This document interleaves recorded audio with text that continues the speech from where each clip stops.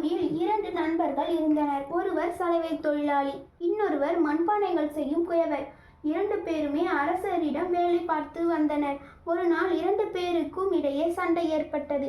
அவர்கள் தங்கள் குறைகளை தாங்களே தீர்த்து கொள்ளாமல் அரசரிடம் ஒருவர் பற்றி ஒருவர் குற்றம் கூறி கொண்டிருந்தனர். மண்பானை செய்யும் குயவர் சலவை தொழிலாளியை அரசரிடம் வசமாக சிக்க வைத்து விட வேண்டும் என்று எண்ணி அரசரை பார்த்து, அரசரே, நமது பட்டத்து யானை கருப்பாக இருக்கிறது.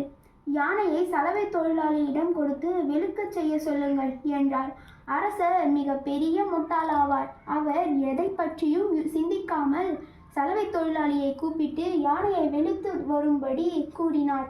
உடனே சலவை தொழிலாளி அரசரை பார்த்து, அரசே, யானையை வெளுத்து விடலாம். யானையை வேக வைக்கும் அளவிற்கு பெரிய பானை ஒன்று குயவரை செய்து தர சொல்லுங்கள் என்றார்.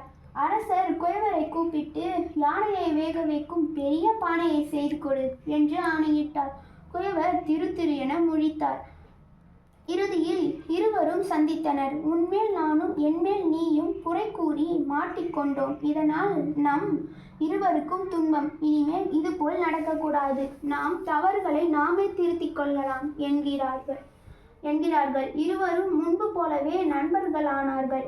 மாரல் ஆஃப் ஸ்டோரி: ஒருவர் மீது ஒருவர் குறை கூறி வம்பில் மாட்டிக்கொண்டு விழிப்பதை விட ஒருவர் மீது மற்றொருவர் குறை கூறுவதை விட்டு அவரவர் குறையை அவரவர் திருத்திக் கொண்டு வாழ்வது சிறந்ததாகும்.